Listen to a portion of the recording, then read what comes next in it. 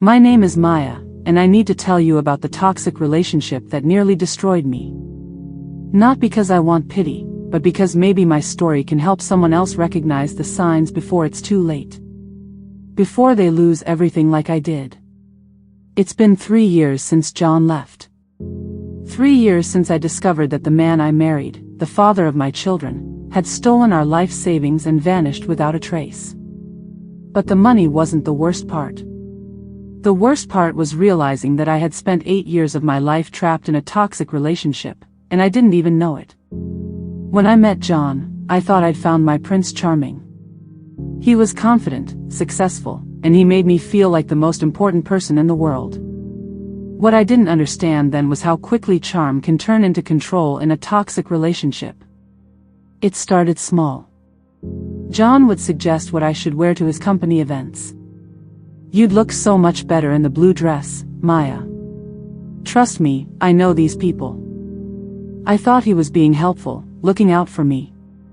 I didn't realize he was beginning to shape me into what he wanted me to be. Then came the comments about my friends. "Sarah seems a little dramatic, don't you think? And Lisa, well, she's not exactly the most reliable person." One by one, he chipped away at my relationships. In a toxic relationship, isolation isn't an accident, it's a strategy. I'm making breakfast for Emma and Jake now. Emma's 7, Jake's 5. They ask about their daddy sometimes, and I struggle with what to tell them. How do you explain to children that their father didn't just leave them, he stole from them? How do you explain a toxic relationship to minds that still believe in fairy tales? That's probably my sister calling. She's been my lifeline since John left. The ironic thing is, during my toxic relationship with John, he'd convinced me that my family was the problem. They don't understand us, Maya. They're jealous of what we have. I believed him. God help me, I believed every word that came out of his mouth, even when my gut was screaming that something was wrong.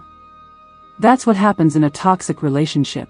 You start to doubt your own instincts, your own reality. Hello? Maya, it's Sarah. How are you holding up? I'm managing. The kids are good. We're good. You know you don't have to put on a brave face with me, right? After everything John put you through. I know. It's just, some days I still can't believe it's real.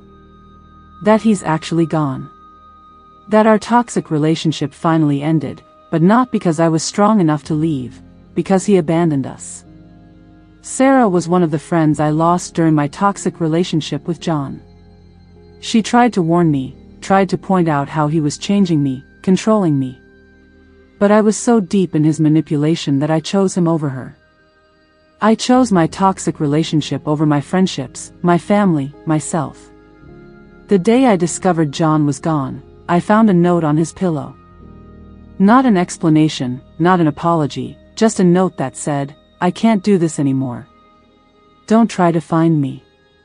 That's how 8 years of marriage ended. That's how our toxic relationship finally concluded, with me discovering that our joint account was empty and our children's college fund had been wiped out. But you know what the strangest part was? Even in that moment of complete betrayal, part of me was relieved. The toxic relationship was over. The walking on eggshells, the constant criticism, the gaslighting, it was finally over. "Mommy, can we have pancakes?" "Of course, sweetheart." Emma looks so much like John. Sometimes when she smiles, I see him, and for just a moment, I remember the good times. But then I remember that even the good times in our toxic relationship were tainted by his need to control everything around him. I remember our first anniversary. John planned this elaborate dinner, but when I wore the wrong earrings my mother had given me, he went silent for the entire meal. Later that night, he explained that I had ruined our anniversary by not paying attention to the details that mattered to him. In a toxic relationship, even celebrations become opportunities for manipulation. I spent years believing that John's anger was my fault. Every argument, every silent treatment, every moment when he made me feel small, I thought I had caused it. That's the insidious nature of a toxic relationship. It makes you believe that you're the problem, that you're the reason everything goes wrong. When Jake was born, I thought things would get better. I thought having 2 children would make John more committed to our family. Instead, it gave him more leverage in our toxic relationship. You can't leave, Maya. Where would you go? How would you support the kids? You haven't worked in years. He was right about that last part. During our toxic relationship, John had convinced me to quit my job in marketing. We don't need the money, and the kids need you at home. What I didn't realize was that financial dependence is one of the most powerful tools in a toxic relationship. It keeps you trapped when every instinct tells you to run. Mommy, why don't I have a daddy like Tommy at school? You do have a daddy, sweetheart. He can't be with us right now. How do you tell a 5-year-old that his father chose to abandon his family? How do you explain that sometimes the people who are supposed to love us the most can hurt us the deepest? These are the questions that keep me awake at night, the collateral damage of a toxic relationship. That's my lawyer. We're still trying to track down the money John stole, but the trail has gone cold. Apparently, he'd been planning this for months, maybe even years, moving money into accounts I knew nothing about. Even in the final act of our toxic relationship, he was 10 steps ahead of me. The hardest part about recovering from a toxic relationship isn't the loneliness or even the financial struggle, it's learning to trust yourself again. For so long, John made all the decisions. What we'd eat for dinner, where we'd go on vacation, what schools the kids would attend. I became a passenger in my own life. Now, every decision feels overwhelming. This morning, I spent 10 minutes staring at the cereal aisle at the grocery store, paralyzed by choice. In a toxic relationship, you lose the muscle memory of making your own decisions. You forget what you like, what you want, who you are without the other person telling you. Come on, kids. The bus is here. Mommy, will you be here when I get home? I'll always be here, baby. Emma asks me that question every morning. It breaks my heart because I know why she's asking. John used to threaten to leave when he was angry. Maybe I should just pack up and go, he'd say during our arguments. Maybe you'd appreciate what you have if I wasn't here. Even the children weren't immune to the psychological warfare of our toxic relationship. I have 3 hours before the kids come home. 3 hours to work on rebuilding the life that our toxic relationship destroyed. I'm back in school now, finishing my degree in social work. Ironic, isn't it? I couldn't recognize the abuse in my own toxic relationship, but I want to help other women who are trapped like I was. Today I'm writing a paper on the psychological patterns of abuse. As I research, I see my own story reflected in every case study, every statistic. The gradual erosion of self-esteem. The isolation from support systems. The financial manipulation. The cycle of tension, explosion, and honeymoon phases that kept me trapped in our toxic relationship for 8 years. I read about something called trauma bonding, the way victims become attached to their abusers through intermittent reinforcement. John wasn't cruel all the time. There were moments of tenderness, of love, of hope that made me believe our toxic relationship could be saved. Those moments were what kept me there, what made me believe that if I just tried harder, loved him better, he would change. Hello, Mom. Hi, sweetheart. How are you doing today? I'm okay. Just working on school stuff. I'm proud of you, Maya. I know this isn't easy, starting over after everything. Some days I feel like I'm drowning. The bills, the kids, school. I look back at my toxic relationship with John and wonder how I let it get so bad. How did I lose myself so completely? Honey, you survived. That's what matters now. You got yourself and the children out of that situation. I didn't get out, Mom. He left me. I was still there, still trying to make our toxic relationship work even when it was killing me. That's the hardest truth to face. I didn't leave my toxic relationship because I recognized it was destroying me. I stayed until John made the decision for me. Even now, I wonder if I would have found the courage to leave if he hadn't abandoned us first. My therapist says I need to stop blaming myself for not leaving sooner. She says that recognizing a toxic relationship when you're in it is like trying to read a label from inside the bottle. The perspective is distorted, the reality warped by proximity to the toxicity.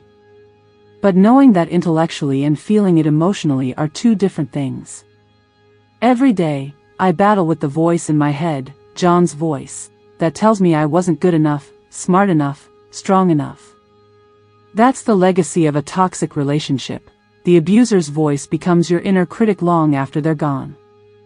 I take a break from studying to look at old photos. There's one from our wedding day. I'm laughing, John's looking at me like I'm the only person in the world. We look so happy, so full of hope. It's hard to reconcile that image with the toxic relationship that followed. People always ask how it happened, how I let it get so bad. They don't understand that a toxic relationship doesn't start with a slap or a scream. It starts with a suggestion, a criticism disguised as concern, a boundary crossed so subtly you don't even notice it's gone. John never hit me. He never had to. The psychological manipulation in our toxic relationship was far more effective than physical violence would have been.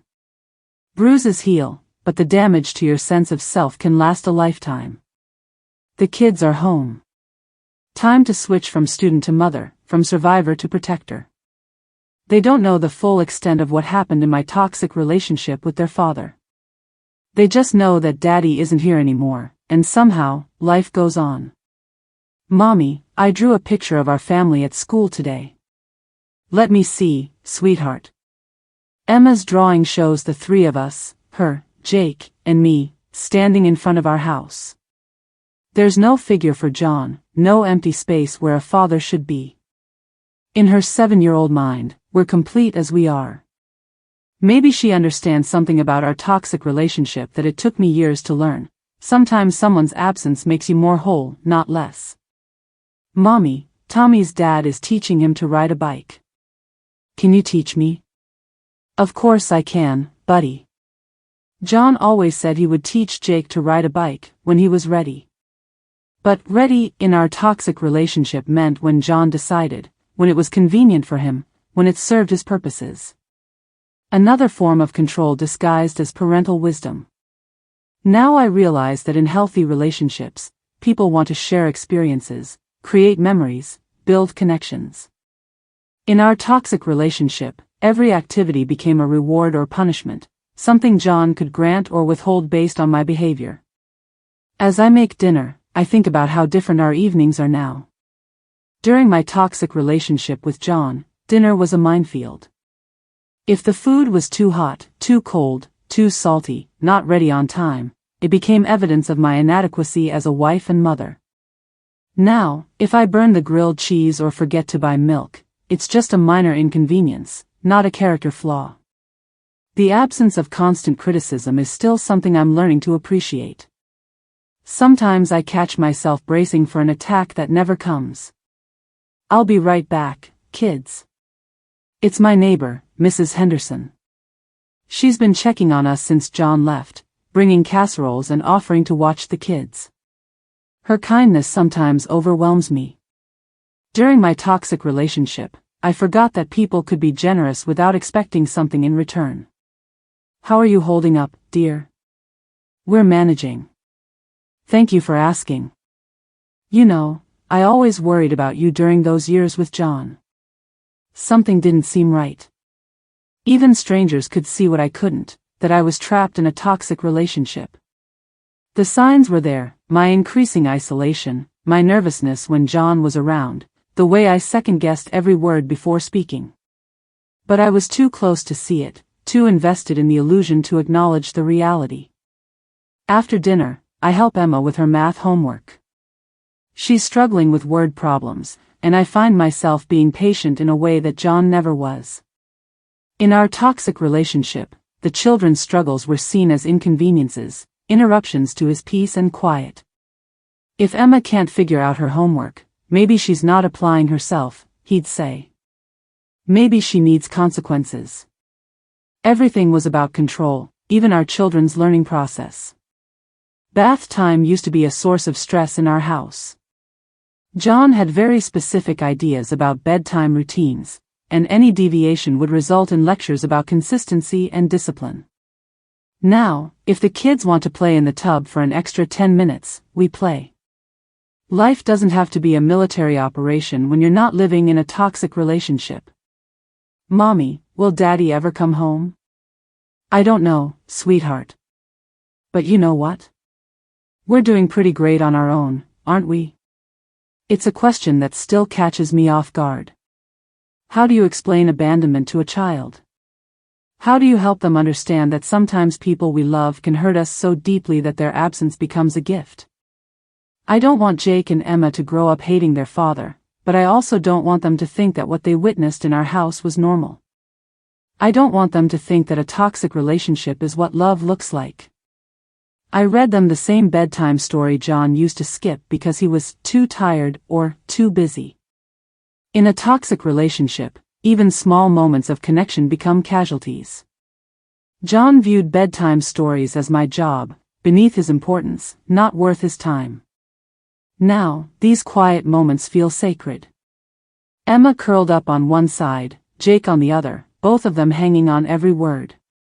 This is what I was missing during those years. The simple joy of being present with my children without fear of judgment or criticism.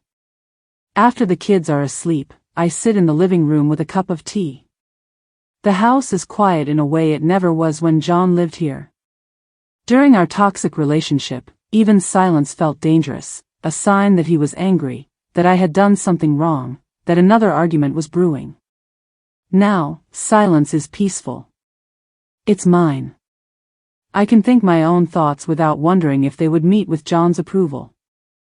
I can plan my own future without considering how it might threaten his sense of control. I keep a journal now, something I never could have done during my toxic relationship. John read my diary once when we were first married and used my private thoughts against me in an argument. After that, I stopped writing, stopped processing my feelings in any way that might leave evidence. Tonight I'm writing about forgiveness. Not forgiving John, I'm not there yet, and maybe I never will be. I'm writing about forgiving myself. For staying so long in a toxic relationship. For believing his lies. For letting him convince me that I was the problem. My therapist says that self-forgiveness is the hardest part of recovering from a toxic relationship. We're so conditioned to take responsibility for everything that went wrong that we can't see our own victimization clearly. It's a text from Sarah, thinking about you tonight. Remember, you're stronger than you know. She's been sending me messages like this since our toxic relationship ended and I reached out to rebuild our friendship. Her forgiveness amazes me. I chose John over her so many times, yet she welcomed me back without hesitation. I text her back, thank you. Some days I still can't believe I'm free. And that's the truth. Freedom from a toxic relationship doesn't feel like celebration at first, it feels like terror. When someone has made every decision for you for 8 years, the responsibility of choice can be overwhelming. What should I have for breakfast? What should I wear? What movie should we watch? These simple decisions feel monumental when you're not used to making them. In a toxic relationship, you give up so much autonomy that reclaiming it becomes a skill you have to relearn. I keep one photo of John on the mantle for the kids. It's from before our marriage, before our toxic relationship began in earnest. He looks young and hopeful, not yet the man who would steal from his own children and disappear into the night. Sometimes I wonder if that early version of John was real or just an act designed to lure me in. The man I married and the man who abandoned us seem like two different people. But maybe that's how a toxic relationship works. It slowly transforms both victim and abuser until neither recognizes who they used to be. It's getting late, but I'm not ready for sleep yet. During my toxic relationship, bedtime was another source of anxiety. John's mood in bed was unpredictable, sometimes demanding, sometimes cold, always focused on his needs rather than any sense of connection or intimacy. Now, my bed is my sanctuary.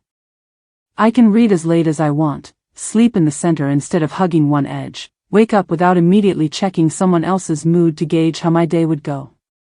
I end each day by writing down 3 things I'm grateful for. Tonight, Emma's laugh during bath time, Jake's hug after dinner, and the quiet strength I feel growing inside me every day since our toxic relationship ended. 3 years ago, I thought my life was over. I thought I was nothing without John, that I couldn't survive on my own, that our toxic relationship was better than being alone. I was wrong about all of it. I'm not the same woman who stayed silent during John's rages, who apologized for things that weren't my fault, who believed that love meant accepting cruelty. That woman was a victim of a toxic relationship. This woman, the one I'm becoming, is a survivor. Tomorrow, I'll wake up and do it all again. Get the kids ready for school, work on my studies, apply for internships, build the life that our toxic relationship prevented me from living. It's not easy, but it's mine. Some days I'm angry at John for what he took from us. Other days, I'm grateful that he left before causing even more damage. Most days, I'm simply focused on moving forward, on showing Emma and Jake that we can build something beautiful from the ruins of what came before. If you're listening to this and you recognize your own story in mine, please know that you're not alone. A toxic relationship can feel like a prison, but the door is never locked from the outside. It might take time to find the courage to turn the handle, but freedom is possible. You are worthy of love without conditions, respect without earning it, and peace without walking on eggshells. You deserve a relationship that builds you up instead of tearing you down. You deserve better than what I accepted for too long. And if you're already free, like I am now, remember that healing isn't linear. There will be good days and bad days, moments of strength and moments of doubt. But every day you choose yourself over the toxic relationship you left behind is a victory. My name is Maya, and this is my story. Not the story of my toxic relationship, but the story of what comes after. The story of rebuilding, of rediscovering who I am when I'm not being told who to be. The story of survival, of resilience, of hope. Tomorrow is a new day, and for the first time in 8 years, I get to decide what it looks like.